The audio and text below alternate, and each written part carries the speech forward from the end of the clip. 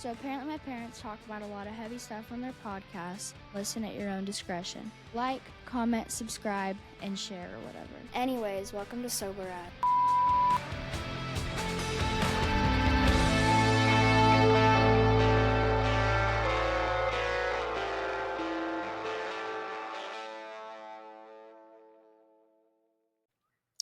Welcome back to the show, everyone. I'm Ryan. This is Jess. We are sober as fuck. Before we get to today's guest, I want to remind everybody, please like, subscribe, share the podcast, share, comment, do all the things. We are available on every single platform out there. So check us out. Yeah, we're available on our website too, which we always forget to mention, which is really stupid of us. It is stupid. But our our-noon, NOON.com. That's our-noon.com. All the good stuff is All the good there. stuff. I think so. I think, including these these Christmas. T-shirts. Yeah, Merry Christmas. Merry or as Christmas, our everyone. guest that we'll talk about in a minute would say, Happy Christmas. Happy Christmas. That's right. Mm-hmm. Your hat looks so funny. I don't know why it looks like that on you. Whatever. I think it's because you naturally have like a, I love you when I say this, but like a tall oval head. So anything that elongates it, and you shaved. So you're very face naked. Look like a little boy. Well, you look, you don't look like a little boy, but like what I see in person is not the same as what I see on camera. I feel that way with baseball hats sometimes. I get this like goofy ass thing. It looks really tall on my head. You're not like a top hat. You're not a trucker hat kind of guy. Not a trucker hat kind of guy. Well, whatever. Well, for those who are listening and don't watch the podcast, today is our Christmas episode. Yes, the Christmas we have special. Our Christmas sober as fuck t-shirts on. We have our Santa hats on. And this whole episode will be centered around Holly Jolly Christmas. But I will say we celebrate Christmas, but happy or Merry Christmas Kwanzaa. And I know covers it all. Well, no, not all. There's a bunch that I'm missing in there, but anything else that you would celebrate or not celebrate. Just happy holidays. Happy day. Yes. Happy sober day. Yeah, happy sober day. Happy day. all the days. Yes. We celebrate Christmas. Our house looks like the North Pole threw up. Yes. Thanks to yours truly. And when I say that, I mean me. Yes. I just put the tree up and I bring the boxes in and you do all the shit. Yeah, I do nothing. Ryan's wife does all the shit. I supervise. Mm-hmm. Yep. And I don't let anybody touch my tree. That's right. So that was a tradition growing up. So my mom's biggest thing was the Christmas tree. So I grew up in East Texas and I don't know where it was, but every single year she would special order a tree. And she was big on having a real tree, no fake trees. She loved the smell. And we didn't have animals or pets. So that was a big thing too. And she would literally like save up all year and spend like $300-$400 on this Christmas tree, which, you know, back in the 80s and 90s was like a ridiculous amount of money way back then. And I know that they always hated her because we would drive to go pick these Christmas trees up. And lo and behold, she would find one that was at the tree nursery that she liked more than the one she special ordered. So she'd be like, actually, can I get that one instead? And she had, for the longest time, a red Camaro with T-tops. And then all of our other cars were small and used.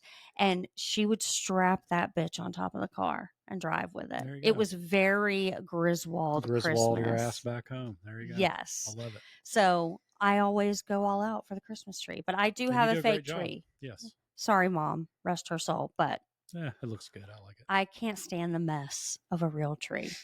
And we have animals that like to climb the tree and drink the all water. The water and kill the fucker. Yeah. Yes. Cool. So fake tree it is. Yes. One of these days I'm going to get a balsam fir. They're like $1,500. So I'm going to have to do some probably very disgusting and vile things to get it, but that's okay. Mm-hmm.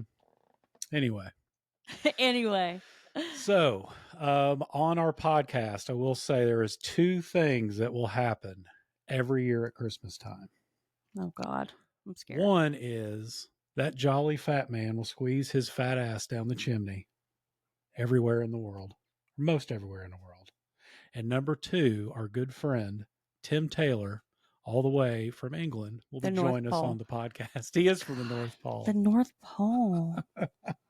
Jeez. Tim's been a guest on before. He's a very popular guest. He's a popular guy, huge in the sober world. He and I became really good friends. We're running buddies. We did some virtual runs together. He is sobriety. When I think of sobriety, I see Tim's smiling face is for sure. The guy always makes me laugh and giggle. Love him to death. Mm-hmm. And we're going to catch up today with Tim. So really fast, before you welcome him in, other than Peter, he is the only guest who has been on twice now. Yes. Once we bring him on. That's right. So it is a special title to hold. It is a special title. Take it away. Please welcome to the show my good buddy, Tim Taylor. Good afternoon. Hello. I love it. Ho, ho, ho. Welcome to not quite the North Pole, but into the Midlands of the Shires. And here we are. Here's I brought along a friend today. I brought Nicholas along. He hasn't got FOMO. He is actually he is a party animal, and he will go anywhere, but he doesn't touch the drink. There you go. That's the part. You become more of a party animal. He's what was that? Sorry, Nicholas. Okay. Yeah, no, he's a bit shy. He might not want to talk, but he will pass the message on if there's something I've forgotten about the traditions. Of course, you mentioned trees, and trees are very important. We have 12 trees in our house. Oh my gosh! Of various sizes, I might add. Did you hear that, Ryan? We start small and build. So this is one of probably the second biggest one in the house. The biggest one is in the kitchen, and no trees were harmed during this festive time. They were all eventually, like yourself. We've stayed. We went real. We've all been real on this show. Right. We've all made it. We've all done it big, and we then decided that this was silly. I mean, with all the tree farms that are springing up everywhere, we still felt we should do our bit and let the trees be. Yep. So we go, and they last a lot longer. And believe me, there was a time when it saved you a lot of money, and unfortunately now it doesn't seem to save a penny. We still seem to be adding to the itinerary of things that go up around the house. Sorry, Nick, what was that? Yes. You can put a tree up. That's fine. Yeah. I would like to circle back for a moment and give my husband a very ugly look and say, 12 fucking trees. 12. Throw that gauntlet down. I only have 3 up. Listen, that's plenty for us. No, we could have a virtual race around the trees. There you go. I want 12 trees. Oh dear. Look, if it were up to me, I would leave my tree up year round and just decorate it for the varying holidays. Oh, of course. I would have a Valentine's tree, an Easter tree, a 4th of July tree, Halloween, birthday. It'd be Christmas every day. Yeah, a lot of people in England, he said they cheat. They go to Halloween and then they just change the colours on the bulbs, don't they? Yes, exactly. There you go. Yeah. Well, the new thing over here is they put the cobwebs. They put these big cobwebs up in front of the house, and they seem to. I think they buy them and they're multicoloured, so they start. I love it. Well, Tim, it's been a year since we've had you on, and obviously you got a full another year of sobriety. So give us the update. Let us know what's going on in your life. Yeah, everything has changed. It is. I mean, we talked about last year. We talked about Dickens, and we talked about want and need, and I definitely, with all the different things we did on Reframe, and I took balance as my year was the one thing. Balance was going to be my game for the year, and then on top of that, I added that want and need as a sideshow to it, and stuck by the need. And I think that's crucial when I start looking back at everything I've done from 2.5 years nearly now. And, and we all evolve through that. And when we first started, our swingometer from want and need swung left and right all the time because we were just learning to cope, and I was just learning to deal with it. And I think really, as for me, the biggest thing is now I genuinely start to understand what I truly need. And the wants are starting to just, I won't bother with. And this year has been a testing year because with the sober nights as well, obviously the guys and girls that are on there, we've all got to know each other well. We've just, and I know, I'm going to touch on it now at the very beginning. Peter was a sober night. We lost the big man himself with the big B. And we also had another sober night, Debbie, and sadly she's now passed away as well. So really big testers, I think nowadays, I don't think I call things, it's not really triggers anymore. It's more about coping with situations in the new way. It's not for me over this year. We started it with, and you know what exactly we started with, Brian, and I wondered if you were going to do it this year, the show up challenge. And we did the show up challenge, and I showed up a lot during that challenge. I'm sure you must have thought, not another bloody picture on Instagram. I'm sorry. But you've got to be proud of what you're doing with these things. And I say that to anyone who's listening, who's just tuning in or whatever for the to listen to what it's all about and see what people like ourselves are like further down the line. That's exactly what it's about. It's been bang, get it out there, shout it from the rooftop that I am doing this. This is my 30-day challenge. And during that, believe it or not, I actually raised over £500 for Help the Heroes in the UK, all the Veterans Trust here, our pub sponsor. So I still work in the pub. It's not ideal. I don't want to be there if I could help it, but we've all got bills to pay. But for me, they really support it. They support me as well with all and so from that 30 days, did the show up, got to the end of January, and I knew I'd already by then, you and I had signed up for the Flying Pig.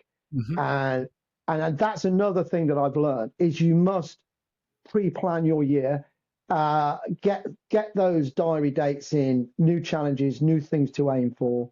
And that has been a big thing for me, not just bumming along, dragging my ass along the pavement thinking, what am I going to do next? Because there was a time when you didn't have to think about it. And we all know that time. That was the time when you just went and sat in the pub and said, I'm safe. Everyone knows my name.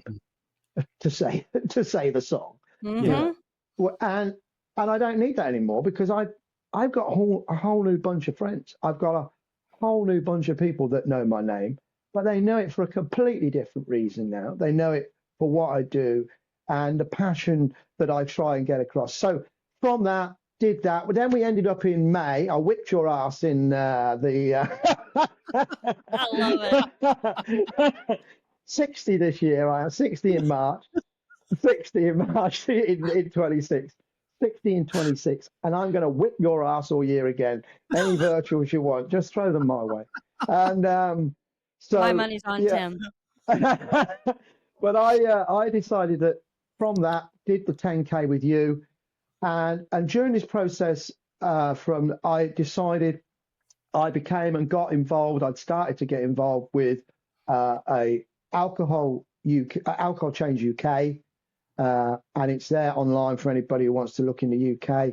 Alcohol Change, I am now pretty much one of their ambassadors. I run for them. I am now.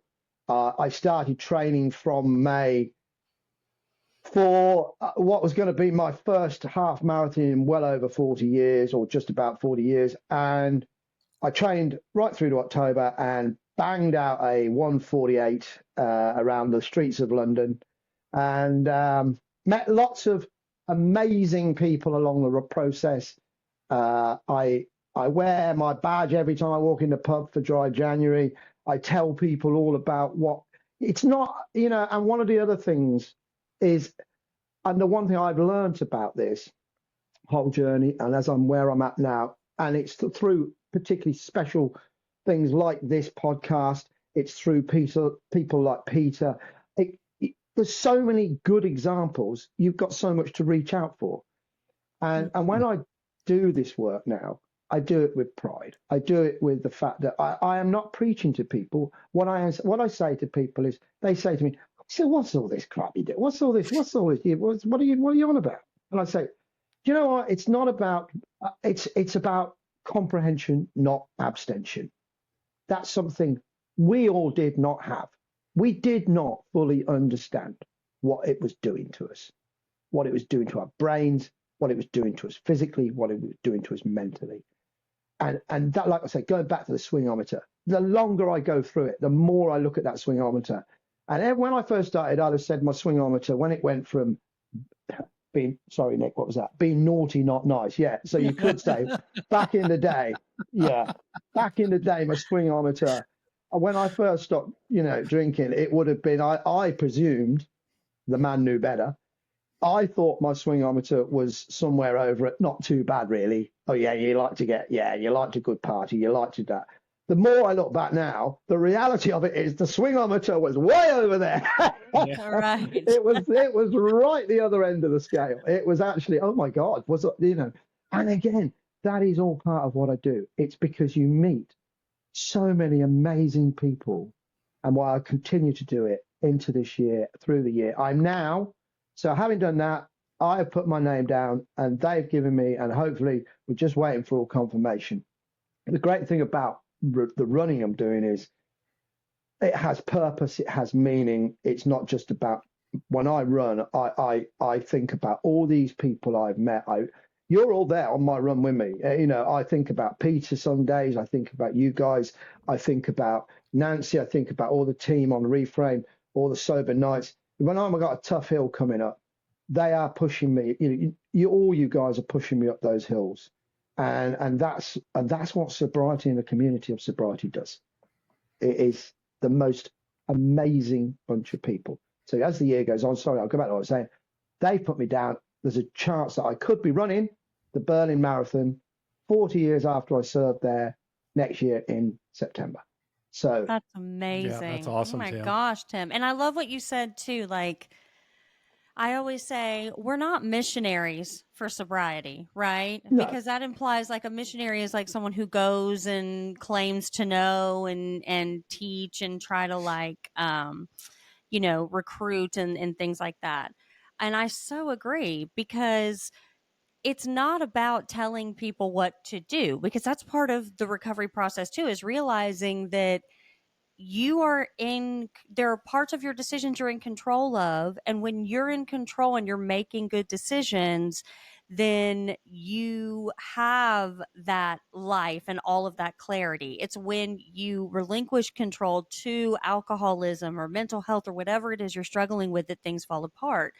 So it's just about educating people. I actually heard I listen to NPR every single morning. And so this morning I heard a really good segment on NPR talking about drinking in the holidays.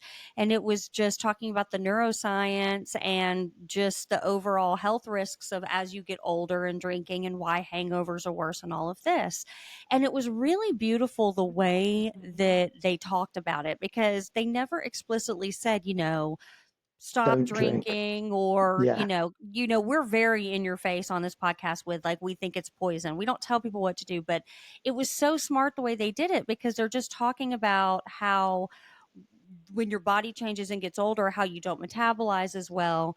And, there was a doctor on there and he said, of course, the healthiest option is to not drink, but ultimately it's really about just being realistic with your expectations and being mindful about your health and body. And so we understand that not everybody is like on a sober journey, and that's fine. But even if just giving people information and allowing them to understand not just alcohol, but anything they do and be more mindful. I mean, the whole point is to save lives and to, Absolutely. increase the quality of your life. So I love that you said that, because people automatically assume that we're like, trying to convert people into being sober. No, live your life, do No. whatever you want. The majority of our friends still drink, and they're beautiful, wonderful people, but just be Yeah. armed with information, because, information is power. Knowledge Absolutely. is power. And so I love that you said that. Yeah, I think that's and great. amazingly, and this whole thing about not enjoying yourself. So Nick couldn't come, unfortunately, because he's although he's overage for drinking in the UK, he's like, he doesn't partake. He doesn't drive very well on the M6 either. So thankfully, I had to drive. I find my role in life is designated driver a lot.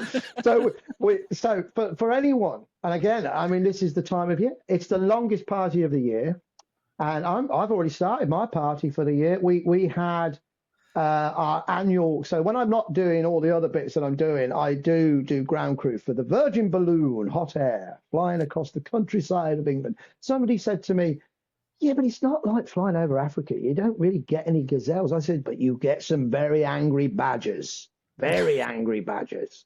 And they sort of like, and I said, so we had our annual Christmas dinner, and we all go up to a lovely sports place, a big manor called Lilleshall Hall up, and it's an hour and a half away. And I'm not going to say this.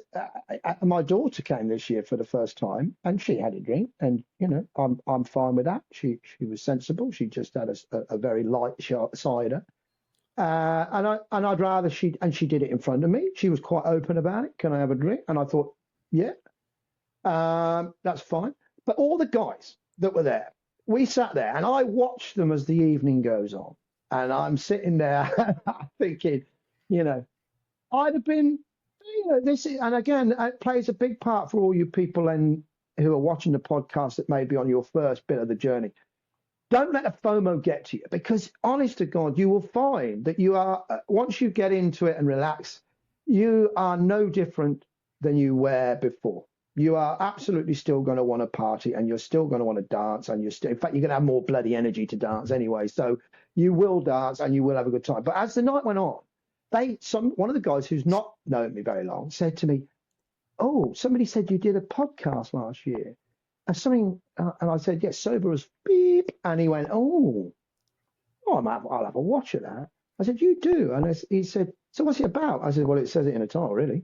I said, "It's a bit of a giveaway." And he said, "What?" And he said, "So what do you talk about?" I said, "Oh, well, we did this." So these guys have all had a few, and including my daughter, who at this point I was hoping might just put some earmuffs on, because and it got round to, "What do you talk about?" And I said, "About the weaning." And I just thought, how's this going to go down? Because I'm the, and oh my God, it became like the whole table talk for about an hour. Everyone was sort of coming up with, maybe not necessarily where they went for a wee, but other stories. And I thought, bloody hell, Steve, this is like, we're actually groundbreakers on this. We are, but it just shows. But I do, from anything I go to now, there's always one. There's always one that'll come to you afterwards, and just like Nick here, and he'll say, "So how did you do it?" And I'll say, "Nick, I'll tell you. I started. That's what I did. I started." Once you start, you that's when it works. That's when it happens. That's when the magic begins. And and that is it. And I'm amazed how many people still, drip by drip, come up to me and say, "So how did you do it?" Yeah, it's quite amazing, because I'm the same way. I get messages often on social media about it, or a random text from somebody that I haven't talked to in a few years, and that's kind of followed the journey and just said, "How do you do it?" I said, I just committed to it, and it's literally day by day. Yeah, it's a forever thing for me, but it's still, and Tim, this, we put the work in every day. Kind of like you said, you're planning your year out, for runs next year, which I'm doing the same thing. You're always preparing for, you feel like, okay, I got today set. what's going to happen tomorrow, what Yeah. could happen tomorrow, and we have the tools to, battle or face things that come up to us on a daily basis now. Yeah. Clear headed, where we didn't have that before, where we would hide Yeah, and or I actually or numb when out. I got up Sunday morning, and this kind of really another one of these moments that one of the sensory moments you get when you're on this path. I woke up Sunday morning. I'd been driving till 2 a.m. I got up and I actually said to my wife, I said, you know what, Paula, God, I actually feel like I've got a hangover. It's like if I feel like this now, imagine what it must have felt like with all that inside you. Yeah. And I'm actually, you suddenly realize that your brain does, it literally was, it was numb in my head. It was like, get a coffee, get that. And I was like, God, I'm physically and mentally tired. And whereas before, you wouldn't have known that really. You would have just cruised on to the next pop of the can or the next bottle of the beer. It was, really, really weird. You get these things, I think, and this is it. The more you stay at it, the more you learn about yourself. Now, and one of the biggest things I always say to people is the anxiety. And again, that is a massive thing when you get 2.5 years in or 2 years in or 18 months, some people faster than others. But I mean, it has allowed me to deal with some of the other root causes in what was really, when I look back now, a very troubled childhood. Because when I look back at it now, I watched something. I mentioned I mentioned in the Sober Nights on Sunday, we were talking about a program that's on the UK called Celebrities Get Me Out of Here. I don't know whether you get a similar thing in America there or the States. So a bunch of celebrities get thrown into the Australian jungle where they have to live and do all these, eat pigs' vaginas and camels' feet and God knows what else. It's all very bizarre. But if you like people watching, it's the perfect thing because you've got a rapper, you've got Ruby Wax, you've got a guy who played in a band here called Spandau Ballet, Martin Kemp. You've got people of my age, you've got people of the youth, all suddenly in this environment, and they touched, and this what's made its 25th series, and what made it so special for me was the fact that some of the younger ones talked about problems with drink. Lisa Riley, who's a star on one of our soap operas over here, she threw into the mix that she had to stop drinking. And to be getting it on mainstream bloody television, on a family show that they had over 13 million votes in the last show for the celebrities to win. 13 million people actually saw well-known people say, I don't drink. I stopped. I had it too much too young. And I thought, wow. And one of the guys, the guy who actually went on to win it, they're allowed on the last bit of it to meet their family in the jungle as a sort of just prior to the final voting. And one of the things that hit me, particularly allowing, like I say, going back to what we started with, so people don't think I'm wandering, this is about this whole thing about addressing those things that you should have addressed before you even got to sobriety. Being in this situation now allows me to do it. And watching this young lad cuddle his sisters, and he's a what we call a gangster rapper over here, and they're all he's become from YouTubing to like an international rapper, and we all know their reputation. But to watch him hugging his sisters, and one of them had Down syndrome, he was such a loving man, and he was talking about how he felt about family and connection and all that. And I thought, how much did I miss out on that when I was drinking? As my kids grew up, I thought, oh, how much did they miss out me hugging them like that? Because I was too embarrassed to, because either I'd got a hangover or my breath was bad, or, you know. Mm-hmm. And I thought, wow, that is amazing.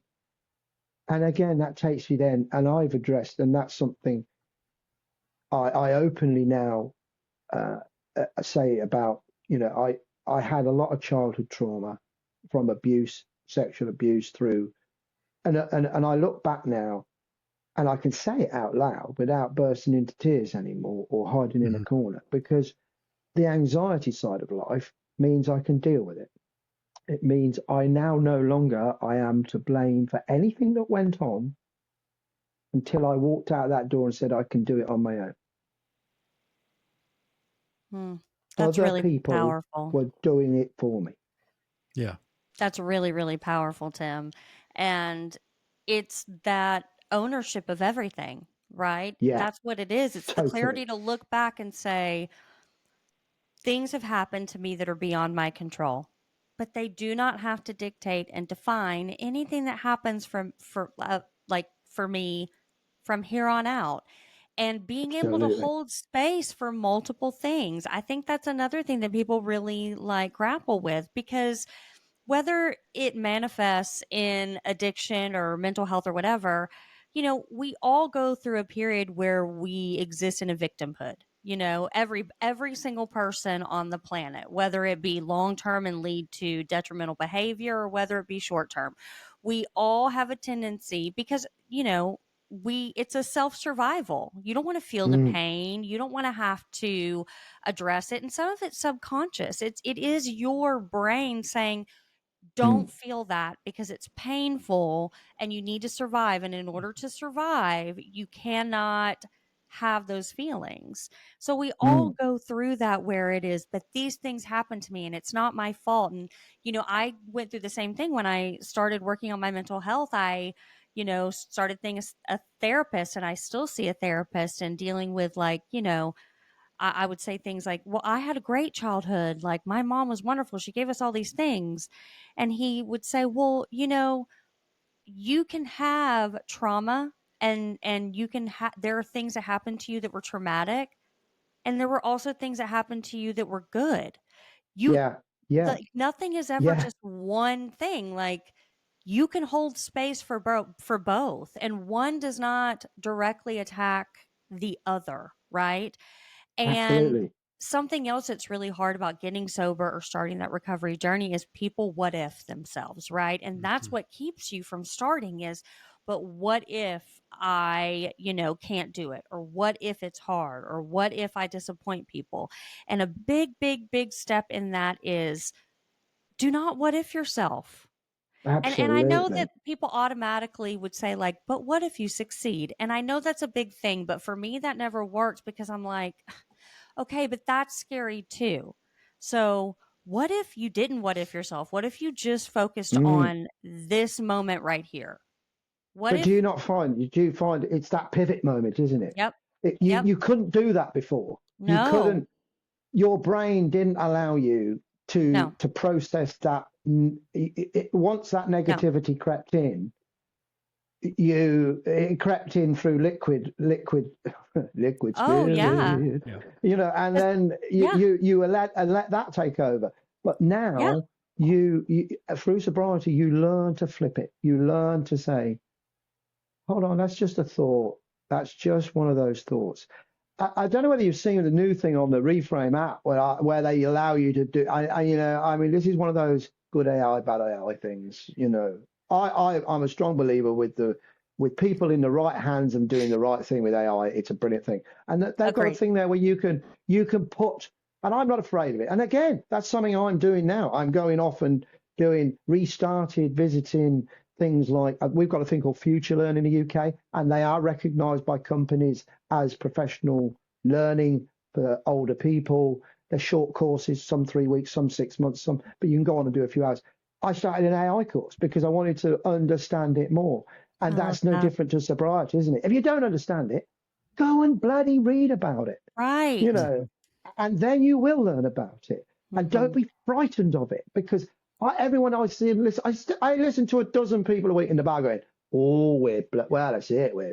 The world's dead, isn't it? We're all dead. AI's going to kill us in the end. It's all, they're going to, they're missile. We don't, somebody, they're going to, bang. It's, Putin isn't going to he's not going to push the button. Yeah. The AI is. That fella AI in the back room, he's going to do it. And I say, no, you're talking, no, you don't understand AI. You don't, and that is the problem, and that is alcohol, isn't it? And because you're so inquisitive to find out when you're young what it is, what does it do, why does it do that? No, you're not. All you're bothered about is, oh God, once I get that, I'm a man. I'm part of the. I'm down with the kids then, and it's not. It really is like entering into a new infantile state, right? Because you see babies and toddlers and they are so excited just to go check the mail, or they are so excited just to pour a bowl of cereal, these little things that as we get older, we're just like, oh my God, I forgot to check the mail. You go, no, you go, no, you go, and we no longer enjoy them or find the excitement in them. And through sobriety, that's a thing. You really do find these little nuances that you're this is really exciting. I do. Road trips and things like that. Yeah, because you're not always pre-writing that destiny. This is what's going to happen anyways. Well, my saying is, Jessica, and I promote everyone to do this that does it. You can apply it to life, and that is the one thing with sobriety is I've stopped running against time. I run with time. I just go with it. If I want to go on a Friday it's my day off. I've done the chores sometimes. I might leave one or two to come back to. But if I go off for a run, I don't say to myself, all right, I'm gonna bang this in 1 hour. I'm gonna set a new record. I just go. I'm gonna go for a run, see how I feel, and then hopefully, 2 hours later, I try not to look at my watch even. I try just to let the music flow through my ears. And then when a bit of music, maybe take them out for a bit, listen to nature. And then when I look at my watch, I go, oh my God, it's 2 hours gone and I've done all that distance. And it's because I haven't raced against time. I've just run with time. And sobriety allows you to do that, not just out there on the roads pounding. It allows you to do that in the home. It allows you to do that in your work life. It allows you to do all the things that you thought those ifs were never going to create. And they do. That's what I love is we used to what was I going to say? Jesus. It's like you're always trying to find time to do things, right? Yeah. Now we create it. We can create that time to do what we want because we're not, losing time in the evening or in the mornings. You basically you create your own schedule. Well, right? That's a really good idea. And actually that reminds me because I've got sorry, Nick. Yes, I will do it now. I'll do it now quickly. I'll do it now. You've reminded me now. Thank you, Nick. Thank you. So while we're thinking about planning, 'twas the night before Christmas. And all round the house. Father wasn't drunk, and nor was the mouse. Over by the window. No, what are you doing? What are you doing Christmas Eve? What are you doing? What are your plans? Now you've got this time and you can plan it. I'm going to be reading, as always, Nick and I will be reading it too. If anybody wants to listen, we'll be reading the night before Christmas. But now, you're doing athletic brewing. Because obviously my former life in the wine industry, I'm trying to taste as many different products. And so I'm now using my skill and training and I want to get more into it. And that's actually tasting products of zero. Over here, there is this massive growing number of products, and I love it because, again, you can plan your own evenings and get stuck into your bottles of kombucha or get stuck into your brew. I tried a Pilsner last night, really nice, never seen it before. And I know not everybody wants to do that, but I just find it really, that's the whole great thing about it. You don't, there's no missing out whatsoever. No. Zero. And that's the thing too, is it's not a one size fits all. For some people, like, we love enjoying the non-alcoholic drinks, mocktails. Well, Like, yeah. when I used to drink beer, I used to love like the IPAs and high gravities and genuinely enjoy the act of like tasting them. And you're so right, because now, Athletics sends us these different beers, and there's like a Christmas one out right now, and it's fun to try them. Like, it's a fun little too thing. right. Some people get very triggered by it. Like my brother, he can't do it because he's like, he was addicted to everything. Like, it's funny because when people ask him, they're like, "What was your drug of choice?" He's like, "Yes." And they're like, "What do you mean yes?" He's like, whatever you're Whatever it thinking, is. yes. Yeah. So for him, he's like, just even tasting something that tastes like alcohol is very triggering, and that's totally fine. But I love that, again, not to be redundant, but we're creating space for everything, and it's not this like Bible of one size fits all, because we love it. And I want to circle back for a moment because I forgot about this. I can't believe I did, but you do wine tastings without swallowing. You actually spit them out, which is what you're supposed to do. But can I say how like badass I think that is? Like, that is like, you have to be so committed in your sobriety and so certain of yourself and so in tune with yourself. Like, I mean, I remember talking about this a few weeks ago, and I'm like, that's tough. I mean, Well, that is tough. I now will only I have moved on with that, and I don't. And the reason I stopped, and I don't know whether I'd ever start again, is not that I don't fear the taste of it anymore. I found by going out and eating out a bit here and there and finding so many good non-alcoholic wines. Right. I've always had this thing when I knew it would eventually have to be I'd have to make a decision on it. And the decision I made was I don't want alcohol in my mouth, even in the form of wine, because I don't want it. And the reason being is, and anyone who, if you're going to create an argument about doing that, the alcohol people will say, well, you taste wine. And I do it. And unfortunately, I can't defend the fact that if you put alcohol into your mouth, it will absorb some alcohol. And if you tried or tasted several wines over a space of even an hour, you'd soon be pushing towards basically consuming alcohol. So I made a decision this year that from now on, I don't taste the real thing. I won't taste it. Your self-awareness just baffles me every time, because again, like, that was part of your journey, right? Like, well, I nearly lost everything. Because I was in a fantastic position. I was a vineyard manager, and it was the volunteers that kind of triggered me to do what I did. And that was because I looked at these people and thought, these people have got their own problems in life. I'm driving backwards and forwards. I'm delivering wine. I'm doing all this. I'm going home at weekends. And I had to look my wife in the eye and say, I've quit that. I'm not drinking. I'm giving up everything. And I did. I was unemployed basically for nearly a year. And in the UK, you get nothing to support you until you've spent basically all your savings.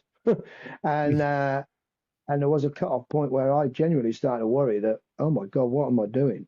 For the love of giving up, but also my family. But I got through it. And once you realize that, so you can pivot literally and say, that's it.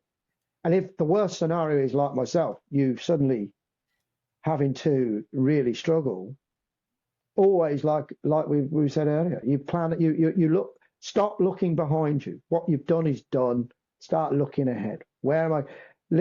Don't start worrying about where you'll be in 5 years. Start worrying where you'll be in 6 months, then 8 months, then 10 months, and maybe then if you've got a bit, it's all working, then start thinking about 18 months. Yeah. But And put the don't 18 ignore your months. feelings, right? Because I tell people if it feels icky, then don't do it. Right. And it sounds like No. that's how it was for you. And I find with recovery too, like, we talk about being like the pink cloud at first and being sober for a year and then now what? And the one exhilarating thing about recovery is no matter how long you've been sober or working on yourself, there will always be a wrench that gets thrown in that you go, well, I didn't fucking expect this. And you have those moments, right? And those moments are really, Oh, really definitely. uncomfortable. They're really uncomfortable. And you're like, Yeah. oh my gosh. But they are the evolution of that enlightened self, right? Like you did that, you started feeling icky about it, you knew you needed to stop. You're like, well, I'm going to quit. And you risked everything because you stuck to what you knew to be right for you. And that, I mean, I know you tell the story like, oh yeah, I almost got my job, but I made it through. That's scary and hard and difficult, and you did it. And you fucking did Yeah, that, and and I that's do, and I look amazing. back now. And like I say, I mean, yeah, I mean, it's the want and need. It's literally full circle to the want and need again.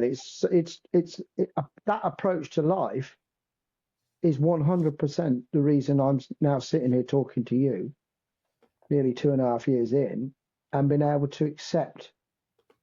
When I revisit the past now, because we all do. We've all got to be retrospective at some point. We've all got to, and that's the whole part of the healing process. I'm not scared of it anymore. I don't open dark cupboards and think, oh God, oh dear, no. I actually walk to the drawer and put a label on it now and say, there's another drawer that's got to be opened. Deal with it. That's amazing. Yeah, that's what's I've really noticed. Especially into this third year where I've really dug into therapy, as Tim, you said you have too. That's, I always thought the work was really done in that first year of sobriety. And it just seems like the first year is about hitting milestones. No. And just kind of bettering yourself. And then, as Jessica's just said, after that year's up, it's okay. Now what? That's when the real fucking hard work starts on yourself. And, yeah. Therapy's been a huge part of that for me, as I know it has been for yourself, and digging back into your childhood and the regret of past, Christmases, basically. I thought about, past Christmas with my kids over the past 2 years. And, as you said, oh God, I remember not being present or not doing this or trying not to get up in the morning. There's so many things, but as you say, you move on from it. Yeah, it's gone. And this year is going to be different, or today's going to be different. And here's why. And it's learning from those mistakes, moving on, but still dealing with those issues, but moving forward and not making those mistakes again. 100%. 100%. Yeah. Yeah. I mean, we've been doing it I mean, we've that's another thing that I've been doing with the sober nights. We've evolved, obviously, and one of the nice things is some of the things I can now throw in that are great, because like we've done this week. This Sunday was about again, it was a reference to this series I've been watching, and I said to them, it gets to this point where we're all starting to understand about not betraying ourselves, and that's, before we betrayed others. Now it's not betraying ourselves, and everyone will give an example at some point through the week, and I'll get it. And that's what I love with the subjects we can talk about in the sober nights now.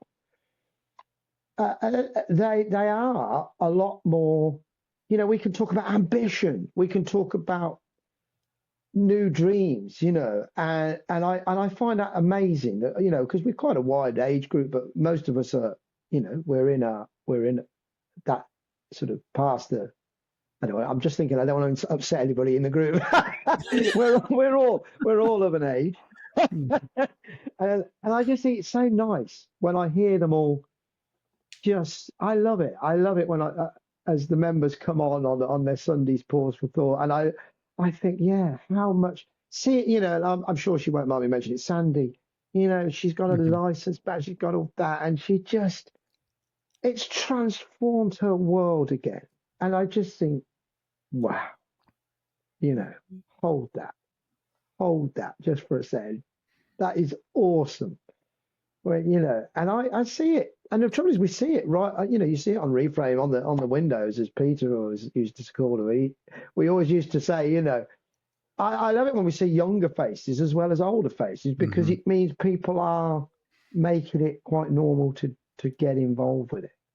And that's what I love about when I go on the runs with Alcohol Change. It always amazes me. Our team is such a massive group of age. It's from, you know, late teens through to my age and beyond. And it's like, wow, you know, I couldn't have even imagined it in growing up. And my father's, you know, and I do, and I think this is just so amazing. I'm sure I know it's the same in the States, because a lot of the stuff I follow is with you guys and as well. And, you know, wow, our kids, I say we're the luckiest, but thank God they're the luckiest as well, because we wouldn't have had this. People would have laughed. Men cry too. You know, that was another phrase that was used the other day. I heard on the television on the mainstream thing. And I thought, God, you know, that is groundbreaking stuff to see that on documentaries and dramas, you know. Yeah, it is. I mean, incredible. even like our daughter, you know, women, when I was younger, it was, you know, don't disrupt. And I mean, it was still more of an empowerment, but still, like, you wanted to be a little softer. You wanted to be a little more palatable. I say my daughter, our daughter, she will say things and do things that when I was younger, I never would have even thought of. I mean, yeah, I'll say them, and I'm a little more crass now that I'm older, because I just don't give a fuck as much anymore. But at 14 years old, you know, like, she had her first little boyfriend, and she broke up with him. She found out he was like talking to another girl or something really dumb. And when I picked her up from school, she jumped in and she had the biggest smile on her face. And I was like, what's wrong? And she was like, well, I broke up with my boyfriend today. And I was like, well, apparently you're real happy about it. And she's like, yeah, I found out he was talking to somebody else, and I chased him down at school, and he tried to hide from me all day. And I finally cornered him, and I said, we're done. And it felt really good. And I was like, that's amazing. That's amazing. I'm like, when I was her age, I was like crying over the love of my life, and nobody understood, and we were going to get married forever, and my parents were terrible. And so you're so right. Like, we are breeding a generation of human beings who are in some ways more in tune with who they are. And again, like, you know, with AI and with social media, that's not all good, because they don't have the personal connection. But we talk so much about how these things like hurt those generations. And you're right, like, all these things that are bad, but there's a lot of really amazing things that are coming from it too. And we tend to 100%. hyper focus on the negativity. And I'm like, but like, what about all the really awesome things? Like, women are not afraid to tell men, fuck off. You know, men are not afraid to say, I have feelings, and talking about them. More men coming forward about sexual assault and about abuse. Well, and I think you're right. I think also more men, because it's so open, and like I say, it doesn't matter whether it's teenagers, even right through to just in general, mature men, that they do understand the word boundary more than ever. I think, you know, they accept, you know, that we see it. Particularly, as you know, my son is now chairman of the local young farmers, and my daughter, she's in full swing doing stock judging and events for them. I noticed the men or the boys, because they are boys really, they are a lot better behaved. There's a lot less. I wouldn't say there's not. They still know how to have a good farmer's ball and things, but I have no fear of the friend group that my children are in, that people do not respect boundaries. They do respect them.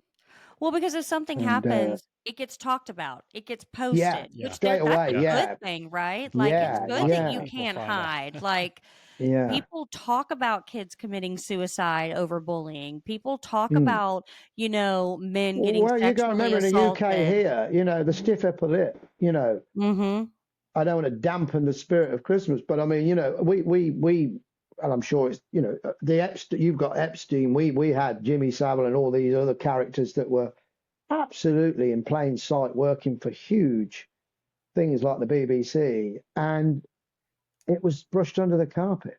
And for years, and those girls came forward and it was just, no, it couldn't have happened in the BBC. It could happen now, but it won't happen for long because people are, whistleblowing is not a shameful world anymore. And that refers to this, this again in sobriety. People, because you see it, you say it. It's that whole security thing at the airport, isn't it? If you see it, say it. I always say, I tell my daughter, I'm like, we always tell our kids don't be entitled to. I'm like, I'm telling, okay? I'm gonna tell. If somebody is doing something messed up or bullying or assault or anything, I'm telling, okay? Don't tell me if you don't want me to know, because I'm telling. Well, I wouldn't want to cross you, Jessica. Listen, it's all bark and no bite. My daughter bullies me on a daily basis, and I'll look at her and I'll say, if you don't quit doing this, I'm going to do that. And she looks at me and she's like, "Do it, do it." I knew a chap, a farmer who, but they used the old blue Alcathane pipe for water over here between troughs and things. And he had one in a case mounted above the door, and it was, he always said to his children, just remember that's there for the boyfriends. Right.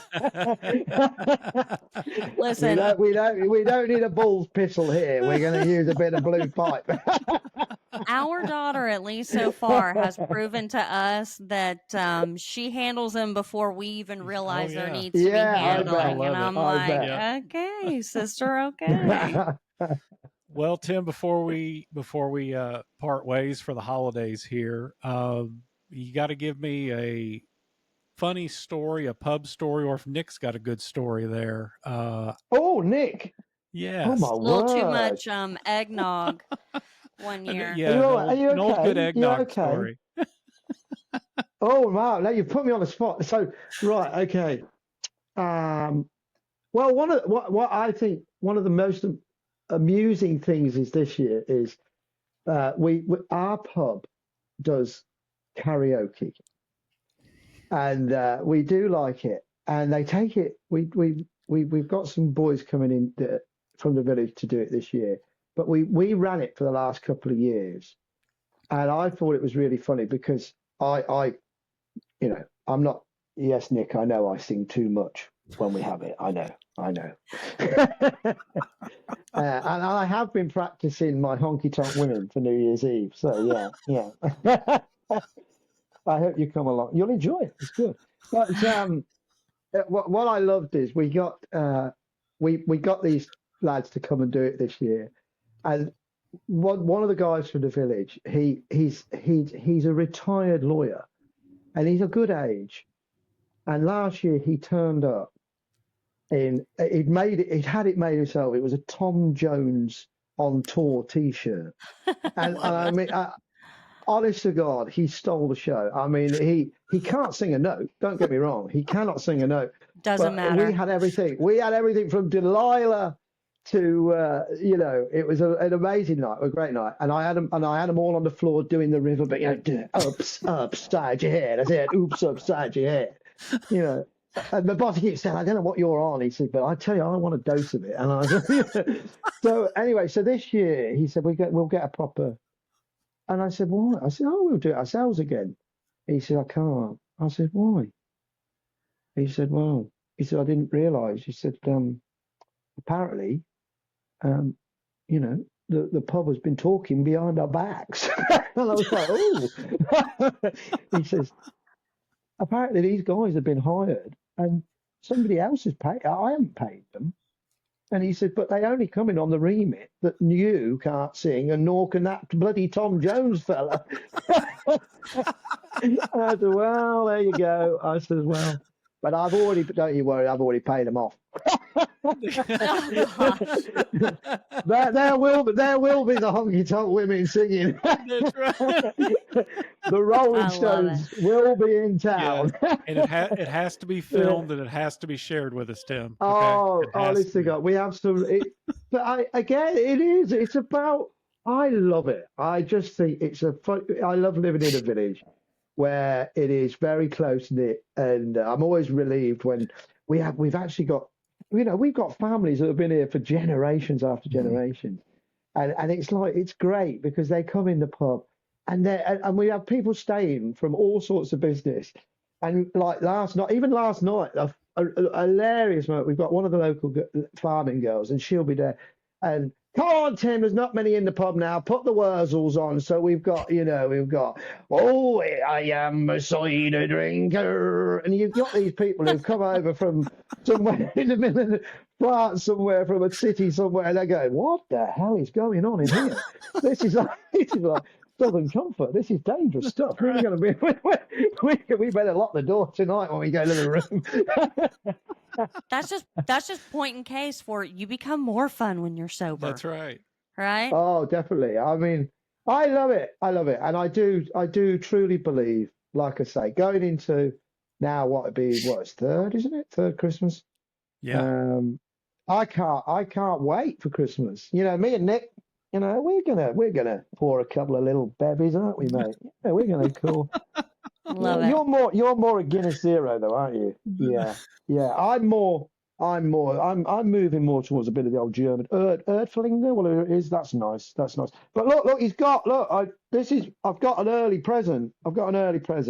Oh, I've got a Utah log as well. Look. That's for the fireplace. But I've got also look. I'll take that hat off. And my daughter got me this for running over Christmas. My own Christmas pudding. That's right. Aww. Christmas pudding. I love it. There you go. Got the icing sugar on the top and everything. There you love go. it. I love There'll it. be a pudding running around the streets That's of Northamptonshire. That'll be your nickname, Puddin'. Pudding. Pudding Taylor. There he goes. I like it.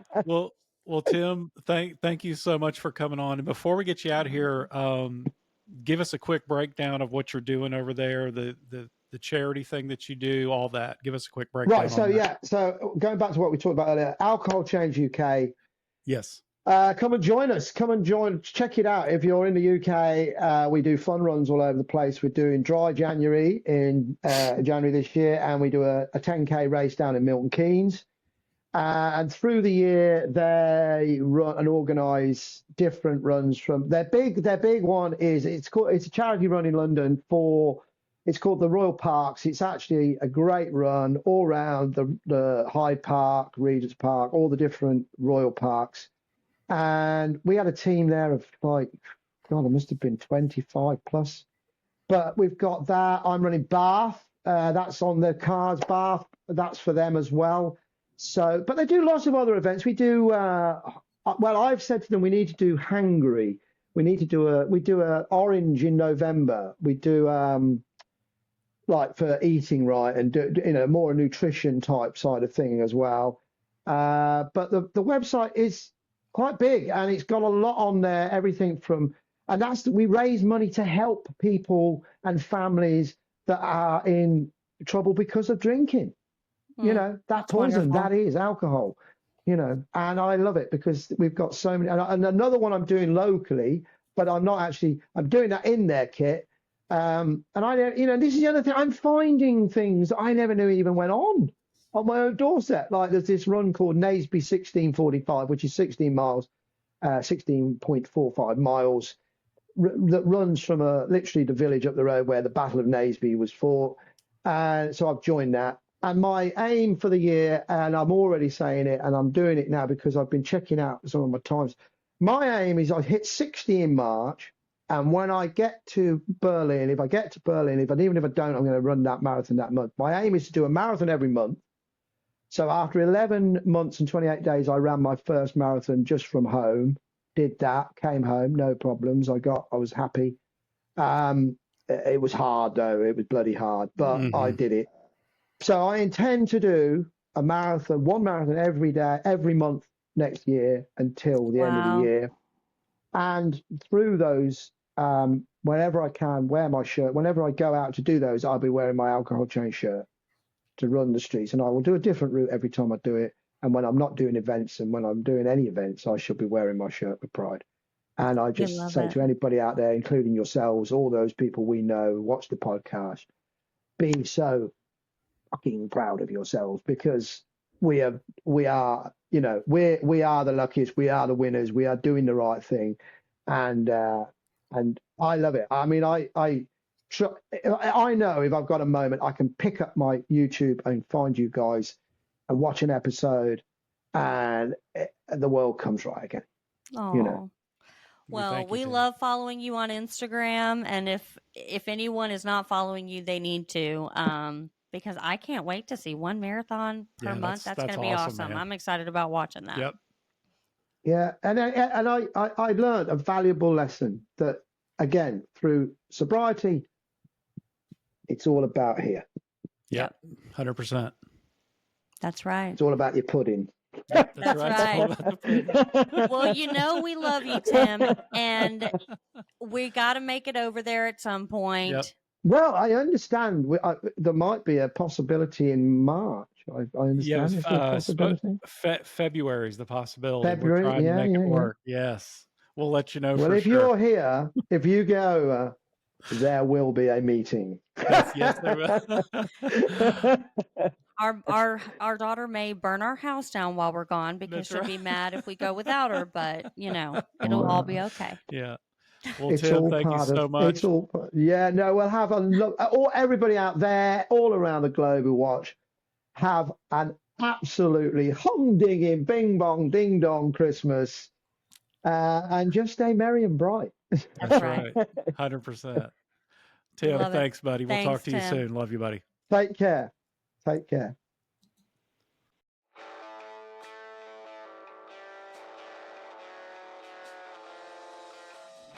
If you love the podcast, which I know you do, please like, subscribe, and hit that notification bell to get notified every time we post. That's right. Dropping them, baby. Word.